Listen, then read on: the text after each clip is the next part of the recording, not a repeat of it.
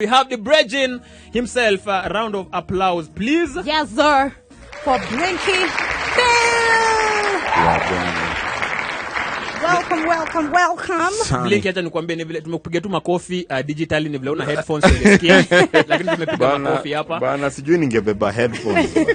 No, tunakusort usijali. Umetupata tukimix, so hiyo headphone nyingine natumia kumix nini.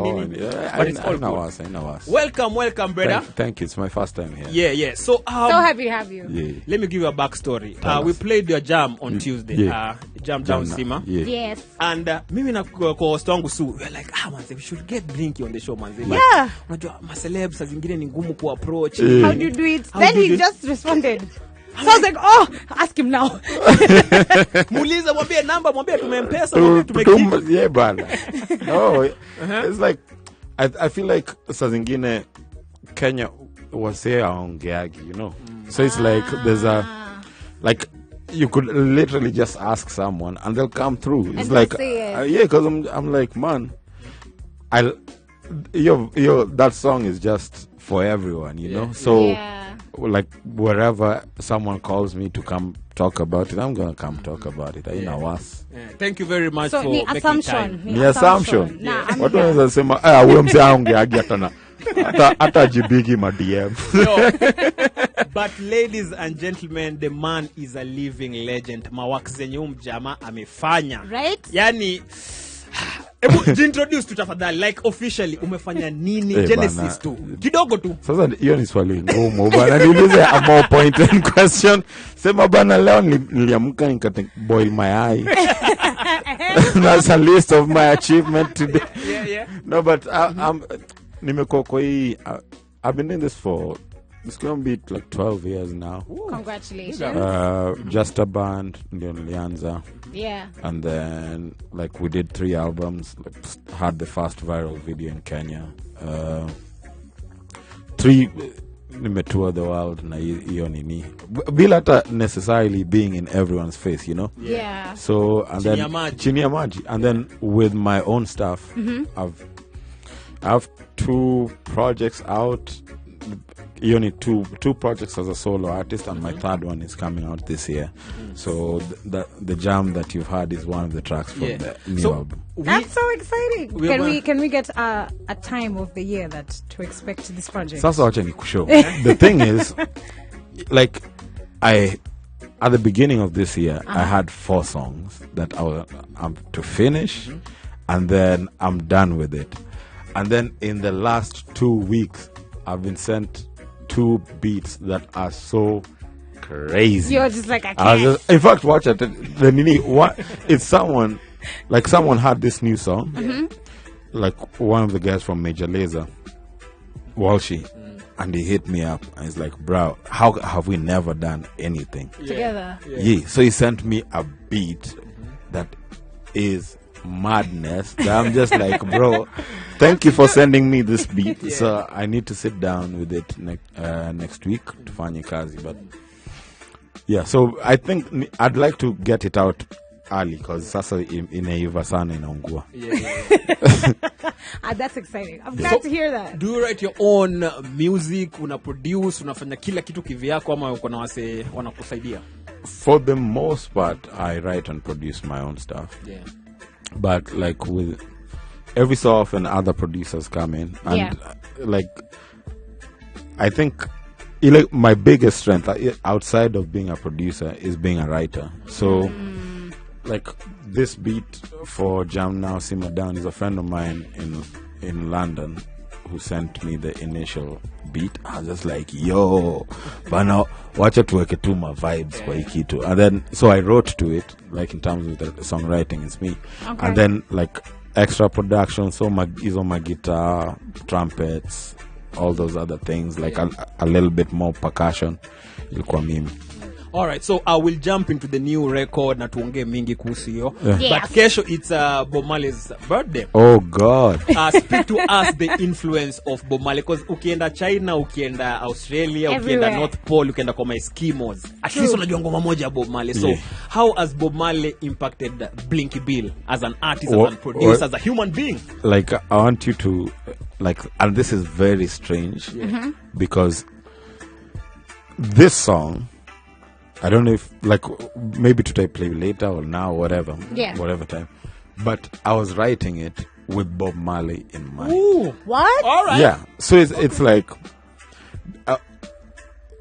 I like those kinds of artists who are able to have a very wide range of things to talk about. And Bob Marley was very simple in the way that he wrote, that you'd think anyone could write that. I wanna love you, I wanna love and treat you right. Anyone could have written that. Yeah. But the magic is in Bob's delivery. True. So, like, when I was writing this song, I was like, I want to write something that's captures my feeling ya hii time tuko, but also not too preachy. Just iko tu na, it's easy, relaxed, but it's genuine. It's like genuine, and it's understanding the time we're in, because pia ni kazi ya wasanii.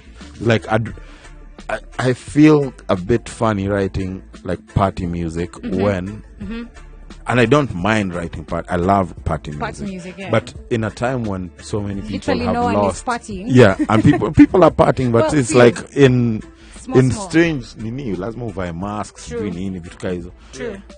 In a time like this, that's what hit me, and I was just referencing a lot of Bob Marley's writing.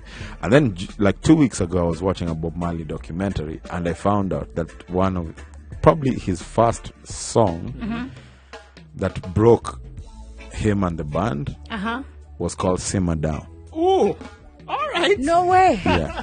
What? Najua na surprise na knowledge bana, na surprise amko mnajua nasikizaga reggae. On for Blinky Bill.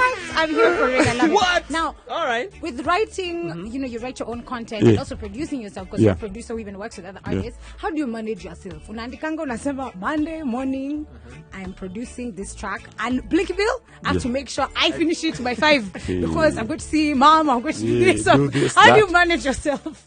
So like, I take my time with things. So by the time I release anything, it's something that I've listened to, I've spent a lot of time with. So I don't think that there's anything that I put out that I haven't spent a lot of time with. Right. So it's not, sinaga hiyo schedule ya ati yo lazima by 5. Saa zingine niko na hiyo pressure, but ikifika 5 na it's not complete, I'll put it on till the next day, because ubaya vitu ni once it's out there, it's out there. That's I was true. like, I'm such a napenda detail, unajua. So nikisikia kitu imetoka na sikufurahi na I'm not happy with myself. Yeah. Okay. All right, fair enough. So before we press play on one song, bado sio ngoma yako. The pressure's on, but guess who's not gonna crack? Tunataka kukue area. Tucheza ngoma yako unaweza enda. Yeah, bana, hata yeah. Keep you hostage. Keep you hata usicheze hata sahi. Hata usicheze sahi. So hata nikuulize bro, in terms of dancehall reggae, which artists do you listen to? Which artists do you look up to, you know? Man, Chronics, bro. Yeah. Like, for me, it's his last album. Bana, nilikuwa nasikia hiyo album every other day. Nilikuwa nikiwa kwa hao naisikiza, when I'm driving naisikiza, whatever. And also the thing I liked about that album was, again, his writing, and 2, how updated it was. You know, it's like sometimes umezoea sound ya reggae in one way. It's cool to hear it in the same context, but it's like it sounds like now. Yeah. And that's what I felt when I listened to that project. I also like Unruly. Popcorn and crew. Yeah. I love Damian Marley. Damian Marley ni mse wangu sana. Yeah. And then it's funny how the albums came out at around the same time. Yeah. But nilisikiza ya Chronics way more at the beginning. And then over time, I started listening to the Damian Marley project. It was so good. And then his voice is fantastic. Ladies and gentlemen, we have Blinky Bill in the building. Yes, sir. In the building. Yes, sir. And we're going to be pressing play on a Chronics record, Roots and Charlies, for our 420 session. Then, at a pick phone calls, tutakuwa na interview Blinky kidogo. Yeah. To interrogate kiasi. Phone calls to pick from around 4:30. Later. Too many M-Pesa. Blinky amesema M-Pesa itumwe, so stick around at 50K here, Heno Sura Common at Hey Blinky. Yes, on Twitter. Hey, Marambili. Hey, Blinky. Hey, Marambili. Yeah, Marambwekse. And if you have any questions for Blinky, feel free to text them on our text line. It's 40131. Yeah. And if you tweet us, feel free to use the hashtag #VibesAdrenaline. Vibes Radio.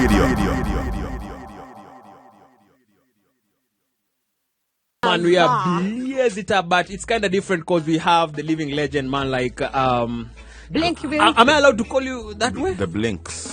The Blinks. The Blinks. Vile unataka kuniita ni sawa. Yeah, cause kuna wase wengine ni cause mimi kwa macho yangu mimi nakuona hivyo. Msee anaweza produce, anaandika muziki, anaweza DJ, bado ni a good human being, energy yake ni poa, nini. Yeah. Mimi naweza kurifa hivyo. So What watu wakurifa hivyo, how do you feel? Kunirifa As a living legend. Oh, like I get it, but I'm also like me. I'm always trying to figure out when I go back to the nini is I kile kitu ni move ni I still feel like I haven't done my best work, so I'm just like I need to tweak things better. Yeah. So like I don't get caught up in it because otherwise sometimes you can. Unaweza back in the same place, and meaning yangu ni continuous improvement. But nashukuru najua pia because I guess our industry is interesting because coming up, there wasn't a lot of people who had gone before, like in the spaces that I wanted to be in. Oh, right, yeah. Who I could refer to and say, following. Easy footsteps za nani na follow. But Because it's also a very difficult industry. It's a very difficult industry, and to just be doing it consistently for years and not quit and not give up is something. And like I look at the people who look up to as my legends, Kina Ayubogada and them who went before. Right. I'm like, man, those guys did so much, and I wish that we had the consciousness or the presence of mind to also sometimes acknowledge that home tuko na wase wakali wamedi vitu kali. Yeah. Because sometimes we end up like giving roses to other people, only outsiders, but we've had like, you think about the Kalamashakas, the K-South Flavors, the whole Luko Flani, all those guys, the scene would not be there without them. True. But you don't, it's not like present for a lot of people, because Kenya one place here now what's hot now, what's hitting now, low's popping now. I was here to Kumbukati 5 years ago. What was the biggest song? True. It's like, but you listen to Chronics' record that you played, it's not from his last album, it was from a previous project. Now all I say uendelea because there's the motivation from the audience. All right, fair enough. Yeah. I want to know actually about collaborations, because you've talked about the industry, and we see drama all the time, on Nairobi Gossip Club and everything about people trying to do collaborations, and somebody was supposed to pay the other and they didn't pay them, or this person DM'd this person to do a collaboration and they never answer, like all that drama. But I see you working, like I was mentioning with you before, we're talking over the show, Karun, a very good friend of mine, also Lindsay, the artist. I see you collaborating with so many different Kenyan artists. So how do you go about that in a proper and calm manner, and all of you guys get what it is you want? Because I even saw the visuals for your video out, and I saw Karun is there with Hassan, Prince Mango, and so many other people in the video I recognize as well. So how do you guys do that, and you have that community, and then drama doesn't come outside here? I don't see any of you all on headlines. I think generally it's just good to work with people in a good way, because, and also I tend to work with people that I vibe with. So like ni mtu naweza down naye na tuongee for the most part. So if you hear Kibanda with Octopizzo, that's something like he just came to my studio and was like, yeah, niko na ngoma nataka ufanye mambo. Then I heard it, I was like, hey, tunabonga juu nini? Like kibanda. I was like, okay, cool. So and then with Karun, it's like we were in studio and Sichangi played that beat. He's like one of the younger producers. Yeah. And it was Karun's beat, and I was in there. I was like, yo, this is fire. And then we both just started writing at the same time. Hiyo ni session hata, I don't think we did more than one session. Hata the Octopizzo song, we didn't do more than one session. It was done and dusted. But also, yeah, so sijai wakna say who... If you can't connect. Yeah, because now when things like those leak, I'm just like... Hiyo stress mob na mimi ni msee nimetulia bana, nataka tu kukunywa maziwa yangu. Mpesa ingia tukae tuchie tu. Pole kwa upole. So kuna bridge hapa kwa Twitter anaitwa boy_ke anasema Nike Saki. Hope I said that right. So hizo kicks ziko on fire. Speak to us about your fashion sense. Unatambua nani, like, you know, what does Blinky B rock? Bana. Me mpenda viatu bro. Ukapea ngapi? Mingi. Hata sijui. Because would he say Sakai? I think he might be talking about Sakai waffles. Yeah. But these are windbreakers, Air Max 1. But najua hizo anabonga. Hizo ni mambo bad. Mimi najua tu Vans. Also, I'm just like, when people talk about shoes and then they have first names, second names, they have a middle name, I'm like, I'm lost now. Exactly. You know? I'm wearing Converse. That's it. Yeah, it's not Chuck Taylor 57 Converse released in 1899. I don't know. Ni washo. Sasa hii kitu ni kuna nini ya collectors. Okay.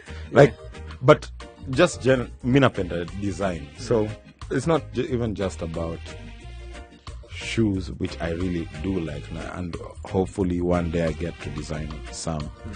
But at architecture, when you think about it,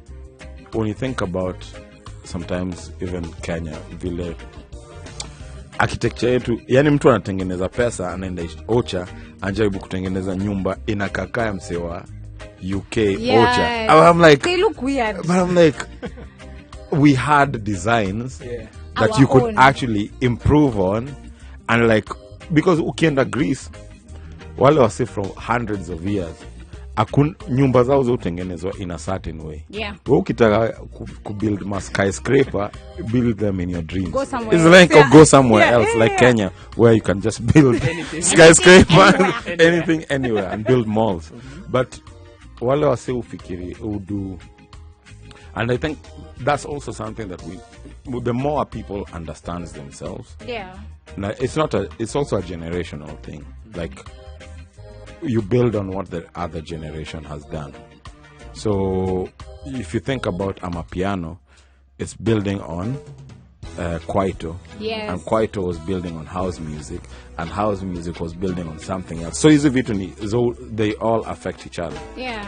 And I think they meant a son. What do you No, it's good. In fact, I'm so happy that you brought up Amapiano and stuff, because we hear it even here on Vibes, where some people say that you can't do certain things. Like, what is her name? The lady who's doing dancehall gospel.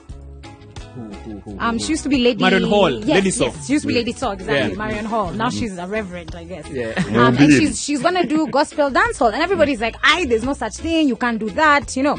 Now I've also seen there's Kenyan Amapiano that's really coming up out of the scene. And guys are like, why are you doing, you're copying the other style, this is not Kenyan music.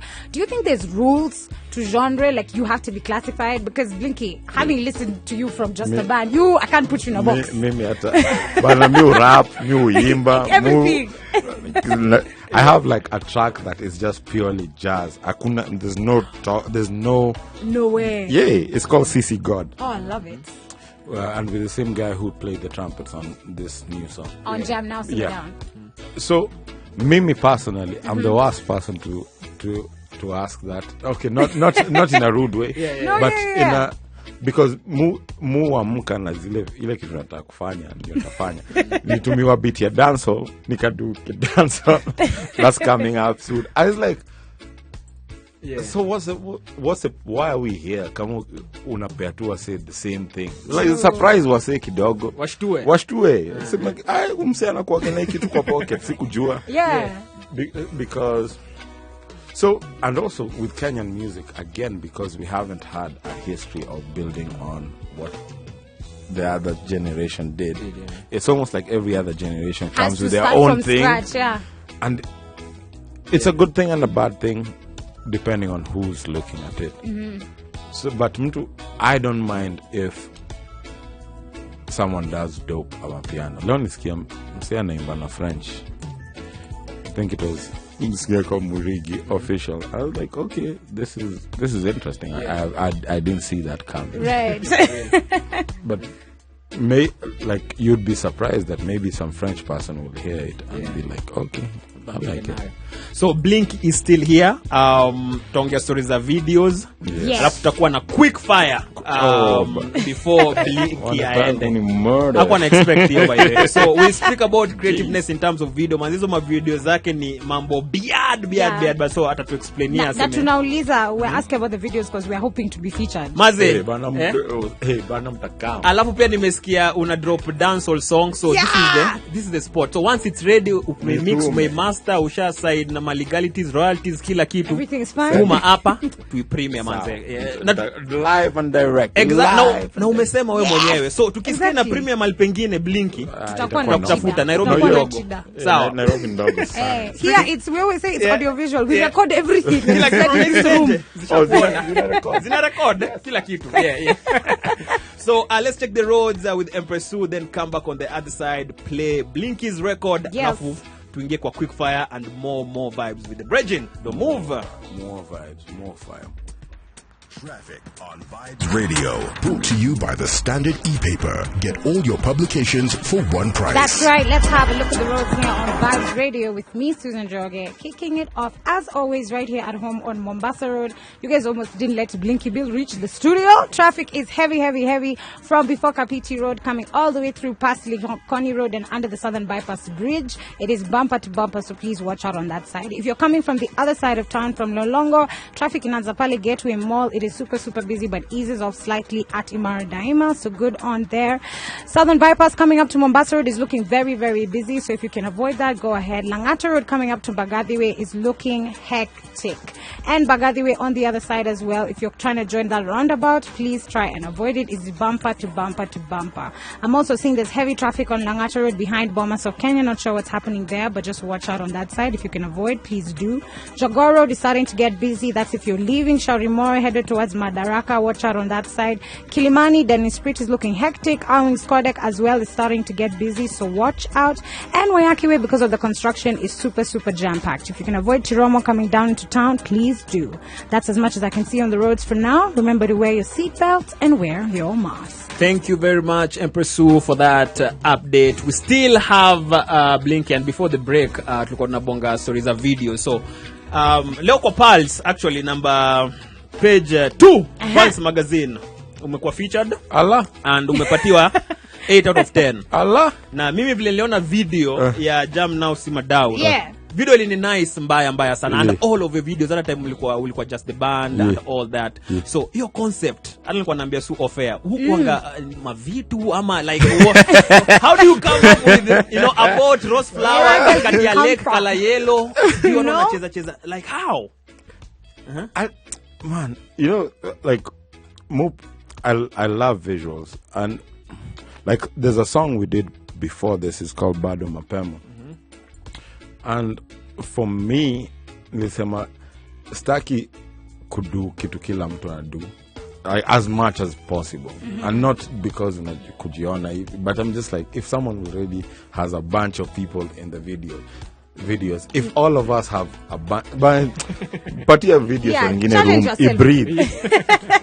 So with that one, we went and shot it Ngong Hills. And I was like, it's just props zilikuwa windmills. Yeah. Na mimi niliona hiyo kitu nikasema, at least whether it has a billion views or not. Right. Hii ni kitu mi sijaona mse mwingine akidu. Yeah. So to me hiyo ni idea poa. And then with this one we started talking with CJ who directed it. Like probably nilimuita studio around August last year. I was like, I'm working on this song, you can play the rough sketch. And I was like, man, if video inafaa kuwa nini imechill tu yani, haina vitu mob. And then we started looking for locations. And then kulikuwa bashi ya Mudhoni Drama Queen's birthday, and we went to this place called Diana Gardens, and I saw that place and it had a mini lake. I was like, of course, mini lake. This is it. This is it. And happened to shoot video. So I talked to the lady, and she was good enough to let us use the place for free. Nice. And then they showed us this place where the opening scene, your video shot inatoka kutoka juu. And there's a bed in that spot. Nice. I was like, tulikuwa hapo tulienda na CJ nikamwambia hapa tutaleta drone to shoot from the sky kikam. So and then we just worked with a bunch of other creatives because niliona hiyo lake tunataka boat to shoot hapo. So we had to look for a boat. Yeah. Maybe mukwa mavitu. All right, so if you head over to our social media, would you update on social media if you bought a new car? That's our poll for today. Yeah. And so what are the numbers? So far, I am seeing yes, they would update on socials. It's 21.7%, and no, because I voted no as well. I would not post. 78.3% for the no's. Blinky, would you post if you bought a new car today? Would you post it on social? Tricky. Yeah. I think it's also the times that we're in. Yeah. You know, when there's a pandemic and everything, if you're lucky and you have money, which I don't. Tuma money, send money. But if you're lucky and you have, that's my bank account right now. But yeah, if you have, then it's not the time to splurge and show. You know what I mean? You can buy for yourself to be happy. It's your money, no problem. What if you want to post for motivation? Motivation. Like I did this in 2021. You like can too. Like and you're like standing on the people on social media. Like, hey manze, I've worked that God bless. Manze, nimeget ka vits hapa.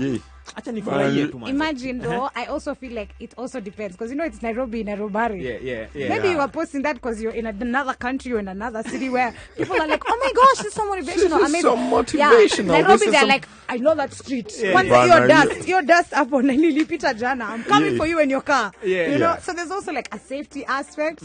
It's like, I don't know. For me, it would be hard now because the people are going through a hard time. But maybe you can do those, you know, those mysterious posts us guys, babes, we do. Time to love yourself. You can do an anonymous motivational post. But posting, I wouldn't do it. All right, Vibe Station, we want to pay some bills. Play Blinky's record. Yes!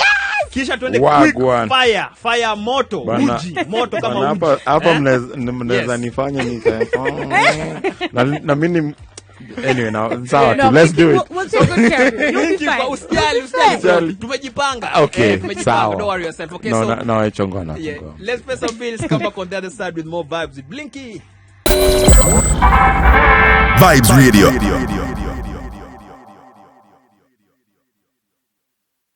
So bro, let me ask you about relationship yako na Octopizzo because quite clip tulikuwa na Karun, right? Yeah. Na Octopizzo play for video. Number 9 baby. What's the relationship between you guys? Octopizzo yangu sana. Like I recorded his a mixtape before kabla blow up. Really? Oh, so you guys go like way back. I was like, he was still living in Kibera, and some guys, friends of mine, brought him to my studio. I was recording him, and I was just laughing because his punchlines were so funny. And then almost a year later, like he blew up. Okay. I was like, that guy blew up. I'm so happy. Then just a band tukafanya remix ya Dunia Ina Mambo, and then he had it, and he was like, let me jump on that. And then on his own project, I did Something For You. And then now we worked on Kibanda. And then I was like, man, I feel like I want to show. I didn't want this video to be just in Uptown. Like I wanted it to be a good mix of different places. Yeah. So And then we went to Kibera and Okto akanishow alikuwa ananishow number 8, you know. Na baezi tembea bila anyone stopping him. Yeah. Like, hey, Okto. Yeah. But then we went, and then there's a shot of him running down. Yeah. He was actually racing with the kids. Ah, yeah. Oh, really? Yeah. And he was like, he told one of the kids, like, nitakupea 50 bob kama utapanda juu. Faster kuniliko. Yeah. And then it's like they ran, and we were recording that, and it was, we couldn't even have scripted that. It was just ilikuja tu hivyo. Ilikam. You're now ilikam. All right. I knew you guys had like a relationship alongside, but I didn't know it was before. Before. Nimeona one of you Okto. guys were household names. Yeah. Nimeona Okto from Tambo. So with your new project that's coming out, yes. I want to ask you, what have you learned about yourself when making this project and being in quarantine? Because tumejijua. Yeah, sana. What have you learned about yourself that you didn't know before? Man, that's a deep question. Jeez. Usifikirie sana. Answer tu vile itakuwa. No, but I think it's just one. Nimelan that when you just show up sometimes, things happen. You know, it was very tough. Like a lot of gigs were cancelled. Yeah. So it's like a big part of your livelihood is cut completely. Yeah. So you have to adapt. Nika down, nikafikiria, man, what can I do now at this point? But the thing I can do is make music. Right. So unafaa kufikiria, okay, let's just get by. Hii month ikipita, tuko sawa. Tutaplan next month. And then so and I've also, like, I also had time to actually really sit with the music. Right. Like really to go deep na zile vitu nili feel like in the last project I wanted to expand on. Mm-hmm. Yeah. Okay. And if you don't mind me saying, you know, because you said just show up. Before the break, you were telling me you literally just took yourself to studio. You're like, I'm just going to come here every morning. Yeah, whether there's, you know, some inspiration or not. Cool. Yeah, that's very, very cool. When you're saying just show up, you're not asemi tu nawambia hasemi ni ukweli. Alifanya. For real. All right, so tuko na quick fire hapa. Niulize bana. Bill. All right, so Bob Marley or Michael Jackson? Bob Marley, bro. Timu yako ni gani? Arsenal. Black or white? Black. iPhone or Samsung? Ni ngumu. Nitachukua Samsung. Cat or dog? Dog, bro. Petit or thick? Thick. That was the one. Pethick. Day or It's a night? new one. I like it. Night, because you sleep. Sneakers or boots? Sneakers, bro. Hot or cold? Cold. First thing you do when you wake up? Music. And speaking of cold, nimemletea maji. By the way, alikataa. Alikataa. Unataka true. kunichoma Bana, kwa. maji bana. Tumbo yangu haijazoea hizo vitu. All right. Give me cold. Three more. Four more. Okay. Chapati ugali. Chapo. Fish beef. Fish. Outdoor indoors. Outdoor. After the pandemic, people are confused. They don't know It's anymore. like They've only been indoors. Yo, unajua zile questions ulikuwa mwalimu anakuanekea sako. Outdoor. Then last, bald or dreads? Dreads. Yeah. Nutty dreads. How old are yours, by the way? Just 2 years. Okay. Zina grow to pole. Pole too. Nutty. Acha nikuulize manze, tukimalizia. Arsenal mnaumia mbaya sana. What is the problem? You know, I'm Liverpool, she's Manchester. Yes. Bana, Yeah. I don't know how Liverpool people can actually wake up and start talking trash. Can you imagine? No. Can I say something? So he actually didn't come to work tomorrow. He was going to yesterday. something. Yeah. Yesterday, sorry. I was here by myself. Because walichapwa. Because Liverpool fans were woe is me. Okay, alikuwa na shughuli lakini hata kama you didn't want to take calls during the sports section, you didn't want to be talked to. Hebu nikuulize. I'll answer your question with a question. How long did it take for Liverpool to actually win Liverpool machine 30 years. It took 30 years for us to win. Yes, I can tell you for sure that it's not been 30 years for us. For us to know. And to answer your question. And to answer your question, it's not been 30 years, bro. It's not. Yeah. But mna struggle sana. Hatu struggle sana. Mmeshinda points ngapi? Sijaona league table. I think 7 ama 8. Bas.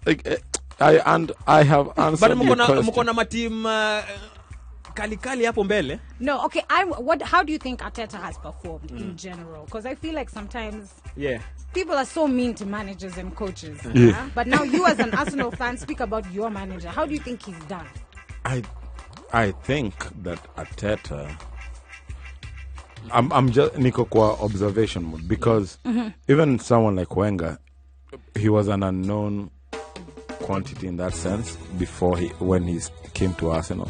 Okay. I think he was coming from Japan. Yeah. And like it took a bit of time, and sometimes I like some of Arteta's ideas. Okay. But now, and also he's still young as a coach, so I'd give him a bit more time. Because he came in and won like 2 trophies.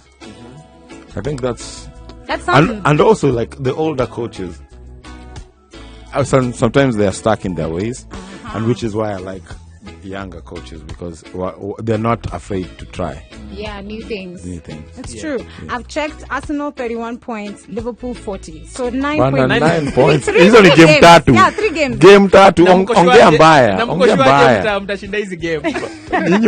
Nyinyi mko sure aje? It's all I want to know. Ocha ni wapi bana?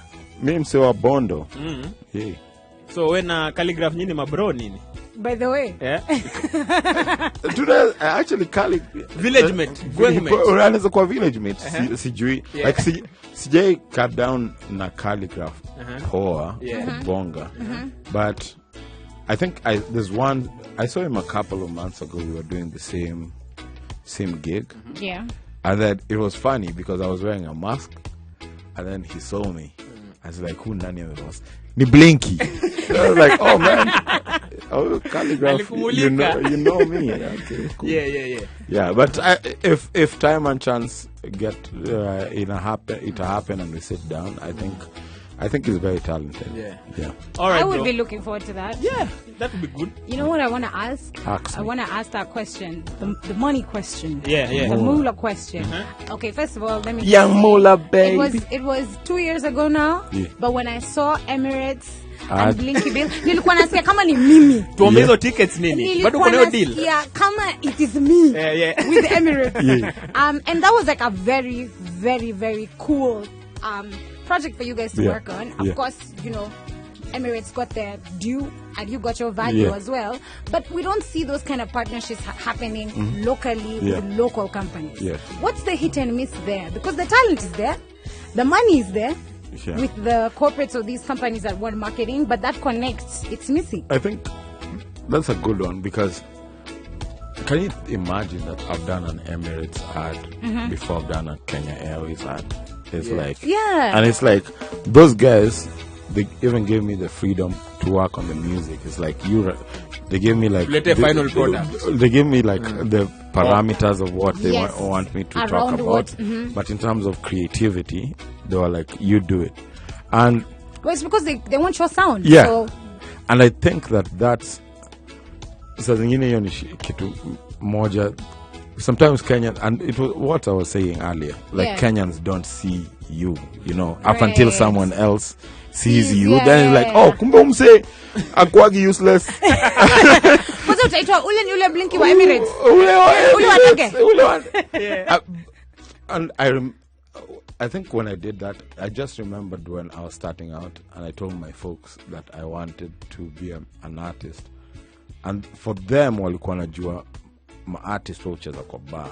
Hiyo ndio kitu msanii do. So in their heads, like they could not imagine that unaweza work on something like that.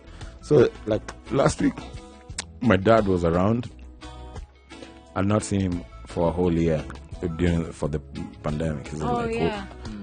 But then he was like, man, you actually did that ad? Yeah. I was like, you? Yeah.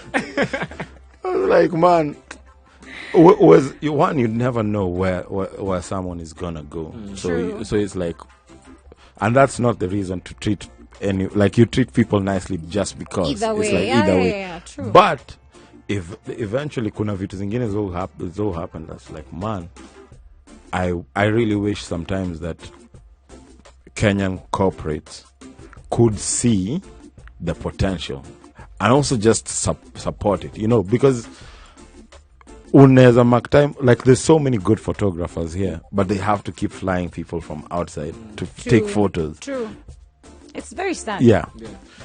But it's more a mindset thing. I hope that generation yetu itakata hiyo by half, so the next one can deal with less. Yeah. All right, so we actually have a minute to 5 p.m. but tukwachi uende. A minute. Utaambia watu kwaheri on the other side. Yeah. But coming up on the next hour, Sue, we are going to be giving you guys tea on the air buzz, and it's all things dance hall. Yeah. This next hour, okay? Fire. So, Blinky, when you bring your song, this is around the time that we'll be premiering it. Ile nayo itakuwa mambo bia. Yeah. Exactly. So send through your dance hall requests, please. Blinky Bill will be saying goodbye, bado atapotea. So if you have final shout outs, do send them through. And on our poll, we are still asking, would you update on social media if you bought a new ride? Yeah. Yes or no, and what's the reason? Last but not least, uko nyuma tutongea mambo ya sports. Lakini yo ni uko. And I'm here for it. Super Bowl over the weekend. Chiefs and Bucks, but you know what? It is exactly 5 p.m. Yes, Asante Blink. Vibes Radio.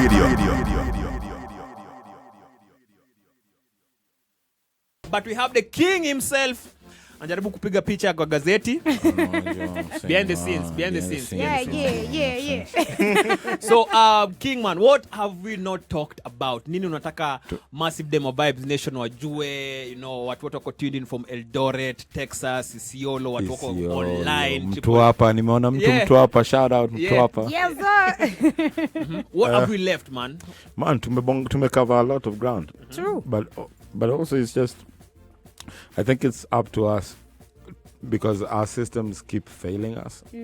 It's up to us to actually make that difference. Me nataka kuona, I don't think we can see all the changes that we want, but we can make some changes, That's true. And it's something that, for me, I care about. I care about Kenyan excellence. I care about us being able to, nikicheza ngoma yangu next to mtu yote wa majuu, I don't want there to be a drop in energy or standard or whatever. I want it to be at the top.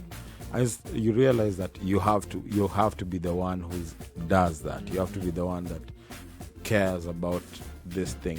It can be a big thing, it can be a small thing, but it has to be us who make a difference, because I think to create society where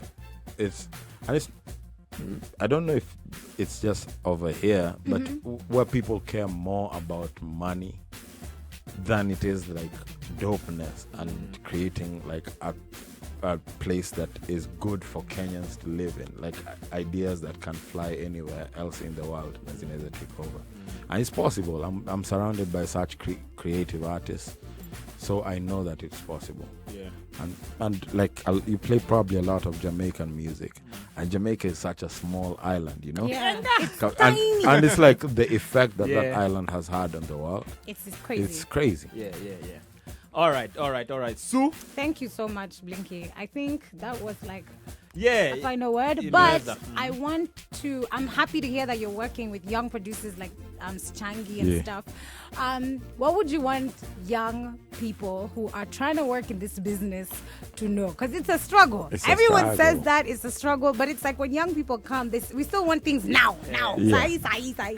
What advice do you have for young folks who are trying to do what you're doing? Like even that you were talking about earlier about the collabo. It's like sometimes you just have to work your way up. You look at someone like Chris Kiger, who is working with a producer who's his friend, who they've come up together. True. And sometimes you should just focus on doing your thing up until everyone else understands. So don't beg for collaborations. Just do your thing up until that point. And it's a hard industry. Like, so kama saa zingine you need to get a job to support the your need, life. do Yeah. it. Because nearly realized that I can't tell anyone to do what I did because I have a spirit that can handle it. It's like I can, mi mtu akiniambia no na niko najua hii idea ni kali bana, hiyo ni shida yako. Utaona hiyo idea, upende usipende. And I don't care if it's like, if it's 10 people who are gonna like, those are my 10 people. Those are, they were the ones yeah. And so sometimes we end up chasing things like views, things like, oh, I want to be everywhere, when you should actually just be taking care of the people who will take care of you as well, who will be your audience for a long time. Jay-Z has been doing this for over how many years. Yeah. That guy is always growing with his audience. Yeah. All right. I think we can leave it up. Make sure you go stream the new record. Stream your record. Iko kila mahali. Spotify, Deezer, iTunes, Play, YouTube. Nipatieni pesa bana. Yes, please. Put it on your Insta stories everywhere. Insta stories, share. Kila mahali. So, King, nataka uintroduce ngoma yako. Yeah. Then ukimaliza tu kuintroduce, whether itakuwa 15 seconds, 10 seconds, I'll press play on it so that people know which record we are talking about. Oh, so, tuna play jam now? Yeah, jam now. You know hey, sawa, shukran. Yeah. Ladies and gentlemen, boys and girls, children of all ages. Huni Blinky, and we are just about to play my new song, Jam Now, Simmer Down. Came out last Friday. Blinky and Ozzy. Song is Jam Now, Simmer Down, playing on Vibes Radio. Thank you very much, our brother. And your dancehall tune ikikama manze, make sure nakutumia ututumie in case email yangu imefail. Yeah, with celebrities, just ask. Yeah. Just ask. So, thank you very much. Blessings, my brother. Thank you. Respect. Vibes Radio.